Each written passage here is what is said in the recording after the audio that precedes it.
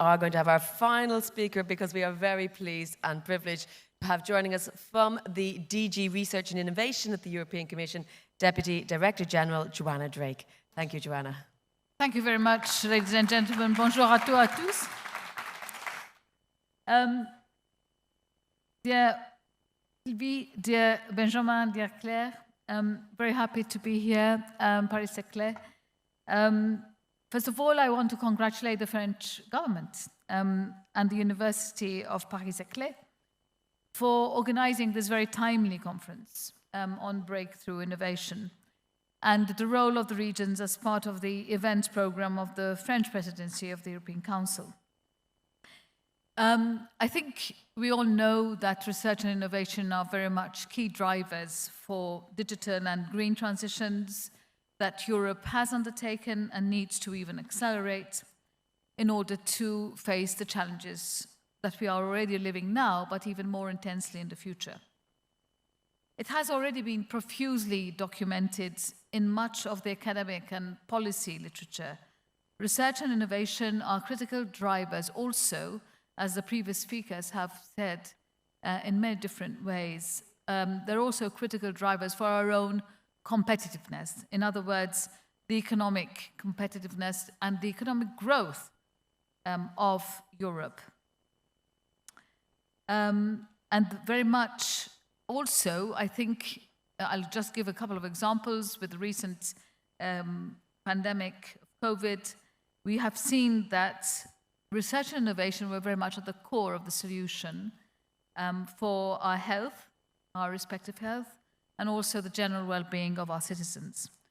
As I said, the COVID pandemic has given us a very much of a live example of how much an effective vaccine in 2 years can actually diffuse a pandemic. It is not over yet, but definitely it has been very much a catalyst in bringing us back to some form of normality. And if we look at the present very complex geopolitical situation that we are in with the Russian invasion of Ukraine, and also with that, apart from the suffering, the instability that we are seeing, of course we're seeing also positive things like solidarity, global solidarity, but we also have to think about the other consequences of this war, and that is the dependencies that our industry and society are facing on replacing Russian fossil fuels, and the need to even develop alternative energy sources like hydrogen and renewable energies even faster and deploy them even faster.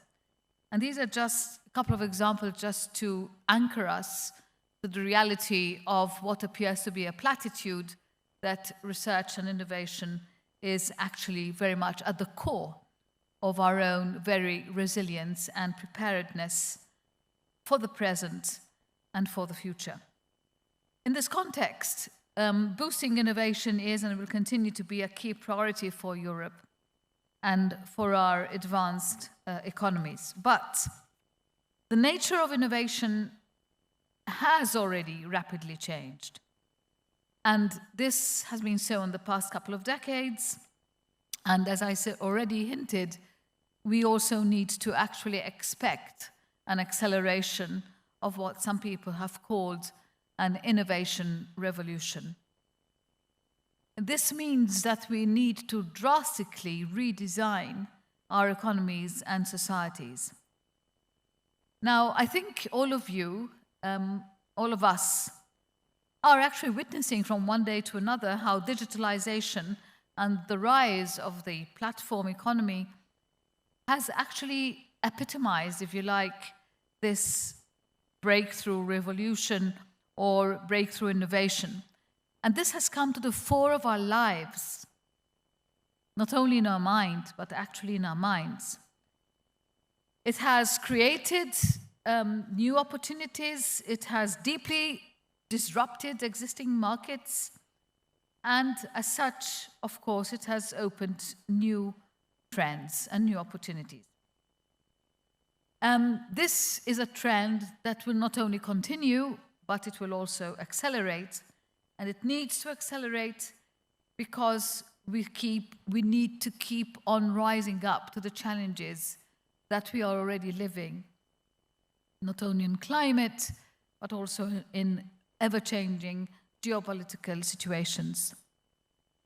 We have seen the manifestation of this breakthrough revolution or innovation revolution through several ways. There's the ways we, not only digital platform, but also in terms of products, the way we produce, in the way we communicate, we interact, we exist, the way we distribute, the way we actually develop and also permeate all aspects of our economy that are not to be taken for granted anymore, and we know that will change. And also our own lives. Precise medicine, augmented reality, new educational models, development of new materials, the rollout of carbon-neutral means of transport. These are only a few examples of the new innovations ahead of us. But the question is, if we are real Europeans, we should question ourselves whether we are really ready for it.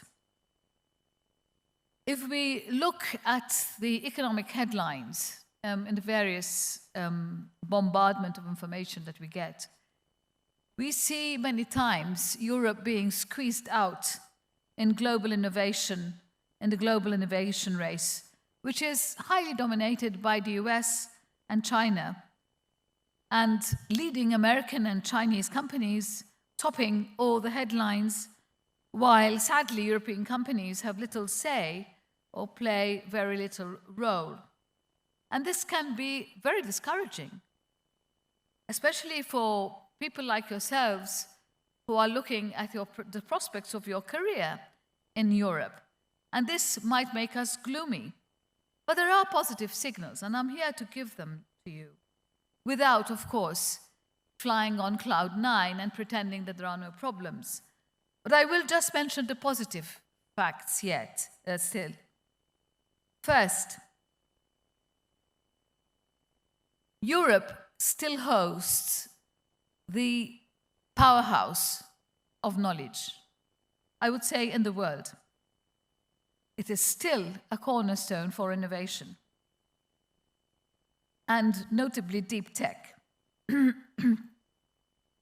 Europe also is doing quite well on startups. It has a healthy landscape when compared to the big continents I've just mentioned. Thirdly, if we look at the so-called unicorn companies, that means startup companies with a value over $1 billion US, this has doubled during last year, 2021. But of course, I said we need to remain anchored. And while we, of course, maybe wallow in our strengths and keep working at them to make them even stronger, we also have to be very much not only alert, but agile to not only be aware of the weaknesses, but really address them. And the shortcomings are important that we know the preciseness of them in order for us to actually make us compete on an equal footing in an ever more competitive global market. I'll mention some of the shortcomings. Firstly, Europe continues to underinvest in research and development when compared to other trade partners. Secondly, when we look at the tech scale-ups and compare these to the US and China, when it comes to the scaling up financing, this is very lacking still in a European scenario. Thirdly, the European market, despite 70 plus years of the so-called single market, which does exist, but when it comes to innovation and ecosystems and linking up one region with another, one country with another, one market with another, one innovation with another, this remains very fragmented. And of course, it becomes very much of a strategic worry. I don't think that we can wallow on our strengths and ignore this very important fact. Because at that moment that national borders are still present in our minds or in the minds of innovators, if national borders are still creating administrative and regulatory barriers for innovators, if national borders are still not allowing this efficient and agile scaling up of innovations, then we have an issue that needs to be addressed. Fourthly, the so-called innovation divide. We often talk about the North-South divide and the poverty lines, etc. Well, we also have to talk about the innovation divide because, as I already mentioned, regional and national ecosystems continue to lag behind and are unable to mobilize, sadly, the full potential. In other words, not much talent management, and even if there was management, not enough being channeled into the right channels, if these channels exist. And I think this is where we are lacking behind, which is actually having a real huge negative impact on how innovative and competitive we can be. It's not because there has not been enough efforts, there have been, and in the past years, but the divide still remains stubbornly high. And currently, the less developed regions of Europe, which account for 28% of Europe's population, but only represent 5% of the total research and development investment in Europe. So, the hard truth we need to take account of is that if we do not manage to mobilize all the potential throughout the European Union, throughout all of the European Union, we will not be able to achieve our objectives to remain an innovation leader globally. And of course, this has consequences economically, socially, politically, for the overall acceptance of new breakthrough innovations and the overall cohesion of the European Union. It is not enough to throw money at cohesion.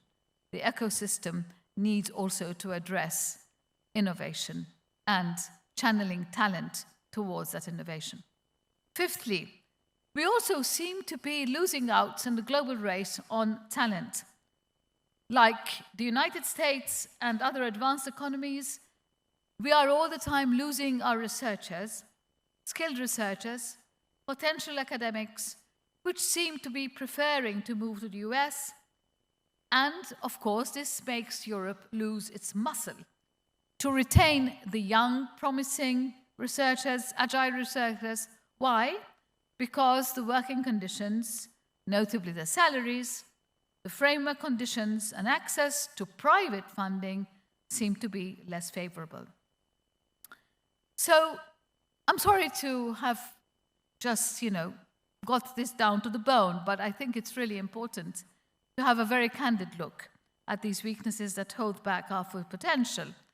And I don't think we should sugarcoat the situation so that we can develop the type of policies and strategies together that can help to overcome them, building on our strengths. Are we doing this enough? Well, I think each one of us, in their capacity here as individuals, also as citizens, as I would say also committed Europeans, I think we should ask it to ourselves.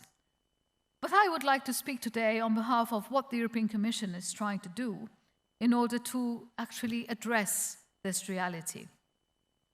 And the good news here is that we do have a set of existing and also recently launched tools that will help us partially address the situation. And let me give you some examples. Horizon Europe in itself is the largest research and innovation public program in the world. It mobilizes 100 billion euros, and this is already running, of course, for the next 7 years. I'm sure you've heard about the famous recovery and resilience plans that each member state have been asked to act upon, deliver with a lot of money, of course, pumped, European money pumped behind it. This will mobilize 44 billion euros in research and innovation alone. We've got the cohesion program. This has been running for a number of years, of course, but that in itself is mobilizing another 50 billion euros to support research and innovation, especially addressing those regions that lag behind. In addition to this, to support research and innovation investments, we also have tools to support local governments. Why? Because local governments need what are called advisory services, support services, leverage services, call them what you may, but we have given them a name as well, and the aim of these tools is to help them design and implement what are in fact structural reforms that need to take place in their ecosystems. And I mean sometimes here not only throwing money at it, I repeat, but also having the helping hand, expert hand, who can also devise the tools that work for that region, which of course may not work in another region. And I think this is why these tools are important. And they're called Horizon Policy Support Facility and the Technical Support Instrument, which are at the disposal of the member states. We also have created the European Innovation Council. This has been recently established, and it will help in scaling up the innovations throughout Europe. We also have this new tool called Escalar, and this stands for European Scale-Up Action for Risk Capital, which will be expanded under the so-called InvestEU financial instruments of the European Union. What does this expansion mean? This expansion means that we are aiming to attract more and more private funds, institutional investors in particular, in order to turn equity into quasi-equity with a reduced risk profile. Of course, having tools is good, having them devised, having money, having expert advice, advisory services, knowing what the region needs, knowing what the ecosystem needs is important. But I think we are also fully aware that more needs to be done and to continue to be done. And that in general, I think we need to retool ourselves with a new European innovation agenda that helps develop, and I underline this, a decisive policy rather than divisive policy, in order to respond to the challenges ahead. At the moment, we are intensely working on thinking and designing new tools that can further reinforce and connect the local ecosystems and the strengthening of some of our existing tools. This is an effort that we want to do with all of you, and notably with you in the regions and local innovators, as we believe that innovation is deeply rooted in local factors and needs to follow place-based strategies. We are also fully aware that the EU efforts alone will not manage either to move the so-called needle on the vinyl in order to make the music play.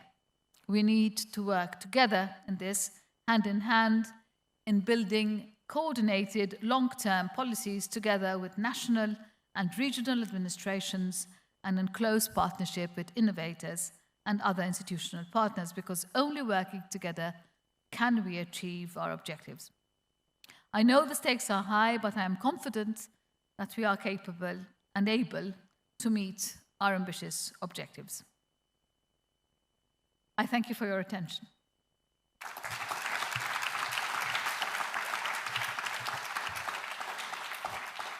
Joanna, thank you very much. I think you've set out quite clearly the landscape of assets we have here in Europe, as well as being realistic about the shortcomings. I know you're staying with us for the next panel, so although you said you'd stripped it back to the bare bones, I hope you'll be putting some flesh back on those bones from a policy perspective for the next panel. So thank you very much indeed for that.